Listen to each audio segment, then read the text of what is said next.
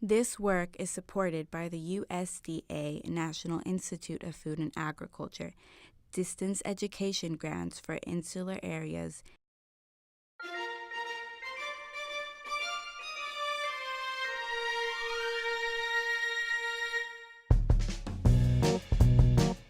Saludos y bienvenidos a esta lección titulada Historia y Diseño del School Meal Program.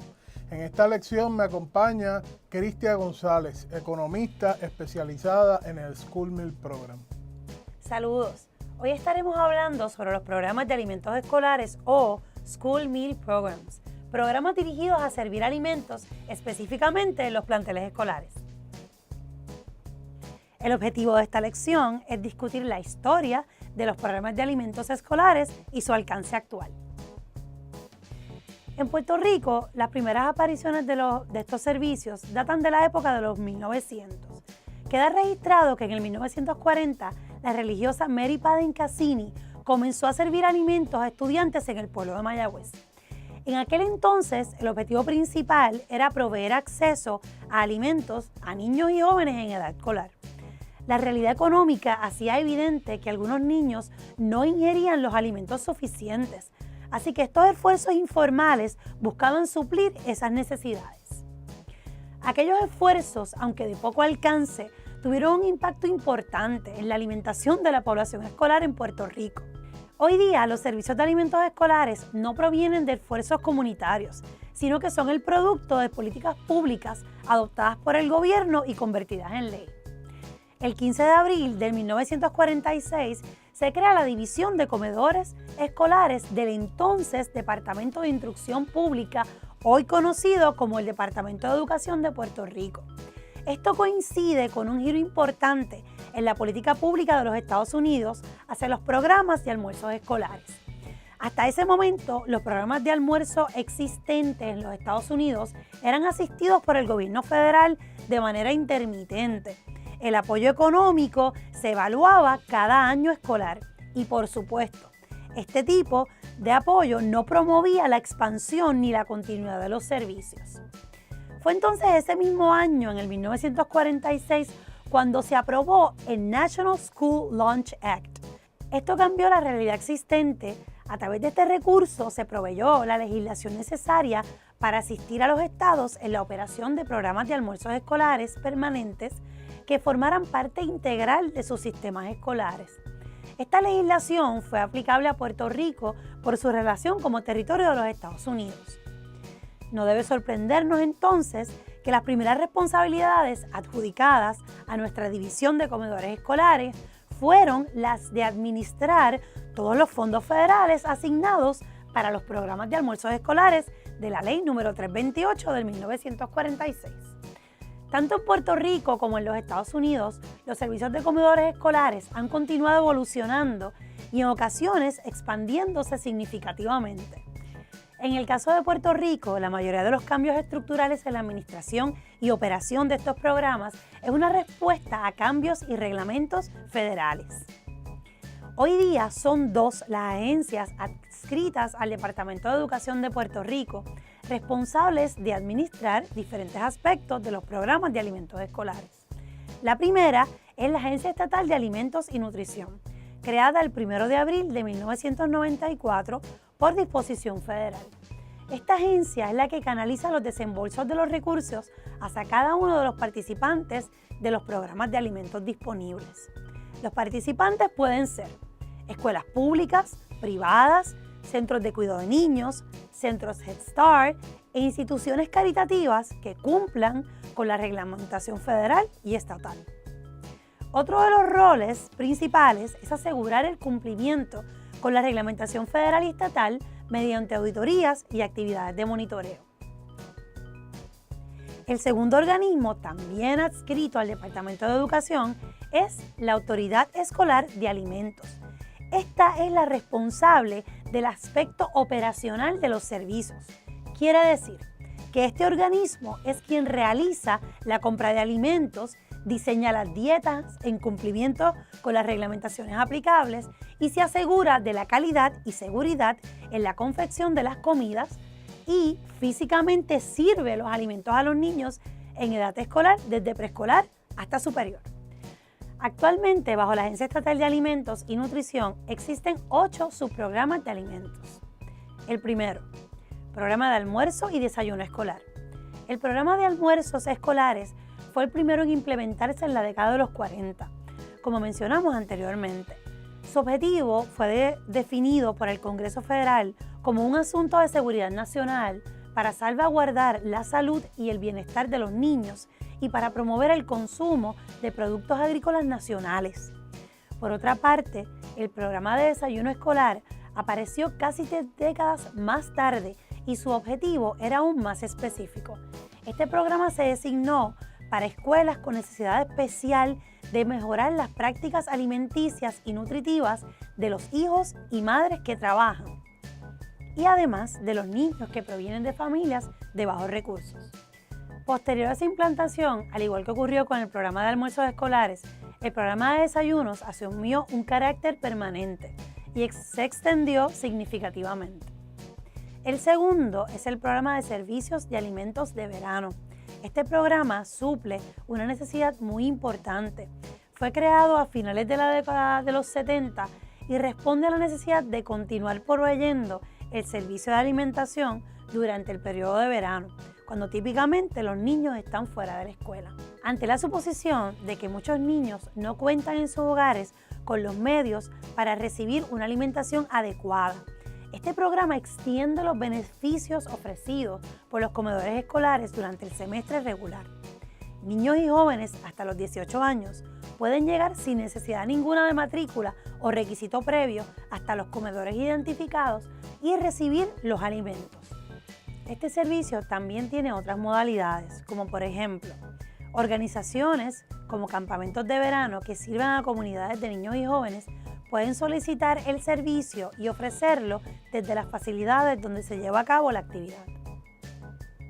Número 3. El programa de alimentos para el cuidado de niños y adultos. Este programa consiste básicamente en extender los servicios de desayuno y almuerzo escolar a organizaciones, agencias auspiciadoras y centros privados de cuidado diurno de niños y adultos. Número 4. El programa de distribución de alimentos federales. Por medio de este programa, el Departamento de Educación, a través de la Autoridad Escolar de Alimentos, se hace responsable de la distribución de alimentos a las personas albergadas en refugios, trabajadores de emergencia y damnificados identificados en situaciones de emergencia. Los demás programas que señalaremos a continuación consisten básicamente en proveer educación y capacitación en los beneficios que ofrece una alimentación balanceada y saludable.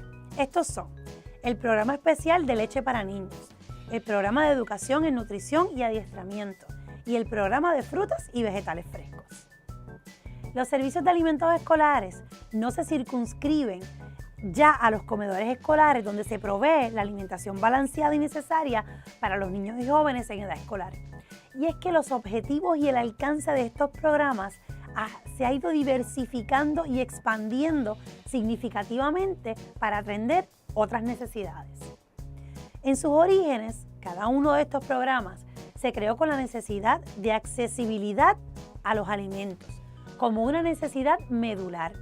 Y a pesar de que esta continúa siendo una preocupación importante, a través de los años se han sumado a la discusión otras preocupaciones, tales como dieta balanceada, efectos negativos de la obesidad, ambiente escolar de alimentos, como un concepto integral que envuelve espacios más allá del comedor escolar, beneficios directos de la buena alimentación en el desempeño académico, entre otros.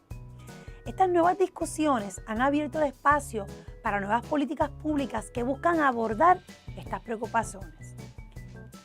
Y antes de continuar, debemos mencionar que el alcance de los programas de alimentos escolares es muy significativo.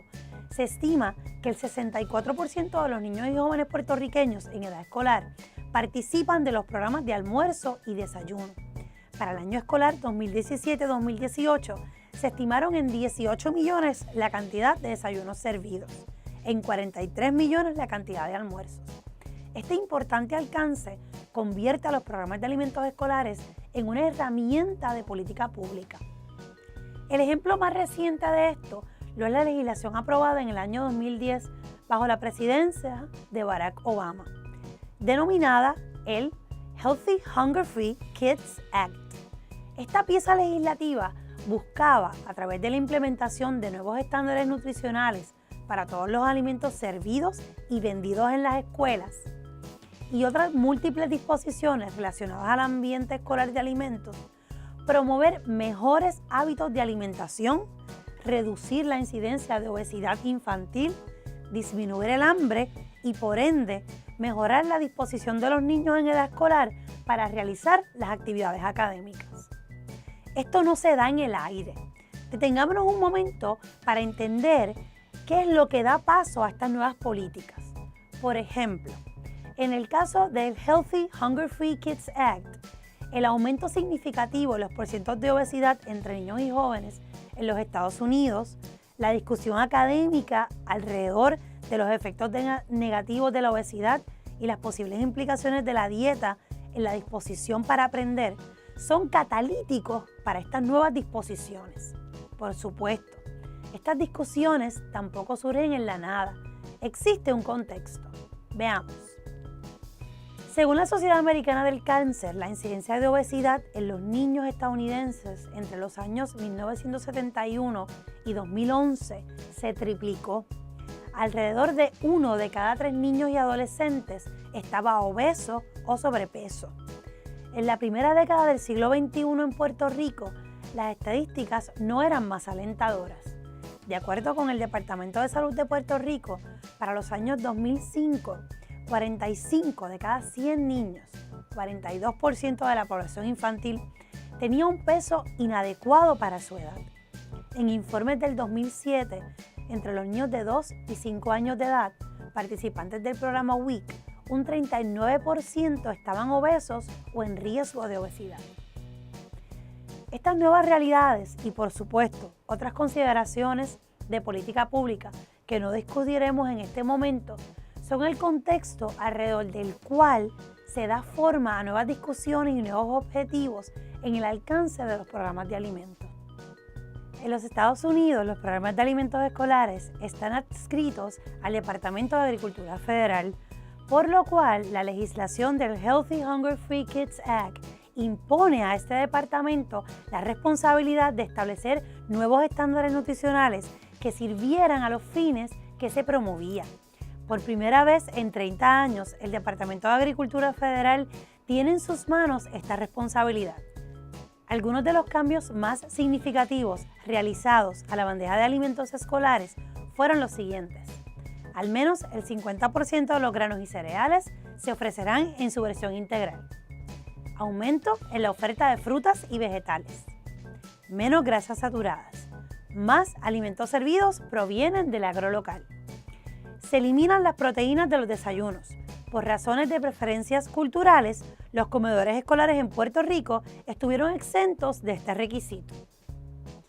Estos cambios transformaron la bandeja de alimentos escolares con el fin de hacerla más saludable y consecuente con la literatura científica.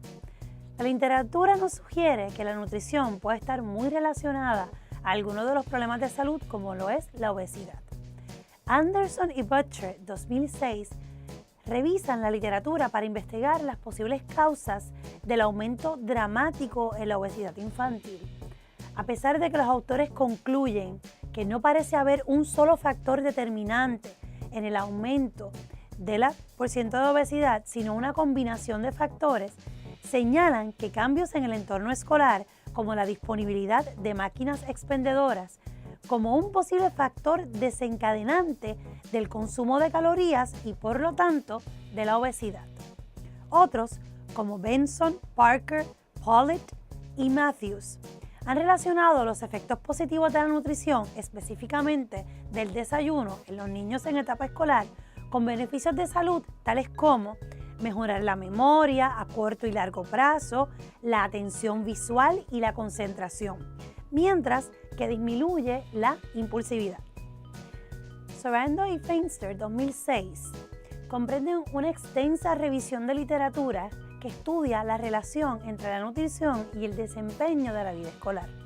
Los autores recopilaron evidencias sobre los beneficios de algunos alimentos, particularmente beneficios que de alguna manera pudieran estar relacionados con el desempeño en el salón de clase. Los autores concluyeron que la alimentación puede tener efectos en determinados comportamientos tales como la concentración, la capacidad cognitiva, y estos a su vez tienen el potencial de afectar favorablemente la capacidad de asistir regularmente a la escuela y el desempeño académico. Otros, como Halterman 2001, han encontrado que deficiencias en hierro entre los niños de 6 a 16 años coinciden con desempeños menores en las matemáticas. Son muchos más los estudios que relacionan los efectos de la nutrición con la salud y con el desempeño de los estudiantes en la vida escolar. Sin embargo, existen otros 2 estudios que valdría la pena mencionar. En primer lugar, Joyty 2005. Los autores utilizan una variable de inseguridad e insuficiencia alimentaria para clasificar una muestra de niños desde sus primeras etapas preescolares hasta tercer grado. Finalmente, para varios de los modelos analizados, los autores encontraron que los niños clasificados con insuficiencia alimentaria en algún punto durante las observaciones reflejaron puntuaciones menores en las pruebas académicas, en comparación con aquellos niños que no estuvieron bajo esta clasificación. Y por último, hablemos de Lee G. O'Connell 2012, quienes estudiaron los patrones de alimentos de una muestra de niños en edad escolar, desde kindergarten hasta quinto grado, y encontraron unos resultados que sugieren una relación negativa entre el consumo de comidas rápidas y meriendas saladas y las puntuaciones en matemática y lectura. Y como estos, podemos encontrar en la literatura científica y académica muchos más estudios que relacionan la nutrición, la salud y el desempeño de los niños en la vida escolar. Muy atado a este tema, quisiera tomar un espacio para conversar con ustedes acerca de mi investigación de tesis. Les cuento que me llamaron la atención los resultados de las pruebas estandarizadas del Departamento de Educación de Puerto Rico para el año 2009. Estos mostraban que el 71% de los estudiantes de las escuelas públicas no alcanzaban un nivel de desempeño adecuado en las matemáticas. Y como ustedes deben saber, los temas de educación en ciencia, tecnología, ingeniería y matemática, o STEM, por sus siglas en inglés, han estado tomando un gran auge al punto de considerarse una prioridad en la agenda de desarrollo económico global. Por otro lado, encontré, como les mencioné anteriormente, que el 64% de los niños de las escuelas públicas, primarias y secundarias en Puerto Rico participan de los programas de alimentos diariamente. Esto representa un alcance muy importante de la población infantil y juvenil. Pero además, observamos que el 84% de esos mismos estudiantes que ya participan de alguno de los programas de alimentos provienen de familias que reciben ingresos por debajo del índice de pobreza federal. Las comidas escolares son, por lo tanto, podemos afirmar, un poderoso instrumento para la intervención de política pública. Mi estudio entonces desea evaluar el impacto de los cambios en los menús de los programas de alimentos escolares introducidos por el Estatuto Healthy Hunger Free Kids Act en el rendimiento de los estudiantes de escuelas públicas en las pruebas estandarizadas de matemáticas. Obtuvimos los datos de las calificaciones en matemáticas de todos los salones de clase de tercer grado de las escuelas públicas en Puerto Rico.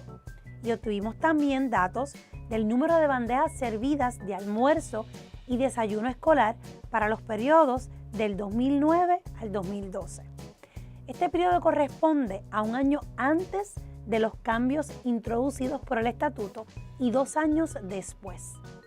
Al estivar varios modelos de efectos fijos, encontramos una relación positiva entre la implementación de los cambios en el menú y el porcentaje de estudiantes con resultados avanzados en las matemáticas. Esto nos llevó a concluir que los cambios dirigidos hacia hábitos alimenticios más saludables que introdujo el Healthy Hunger Free Kids Act mejoraron la disposición de los estudiantes de tercer grado de las escuelas públicas en Puerto Rico a obtener la puntuación más alta durante las pruebas estandarizadas de matemáticas. Como hablábamos hace un momento, el alcance de los programas de alimentos a estudiantes del Departamento de Educación es muy grande.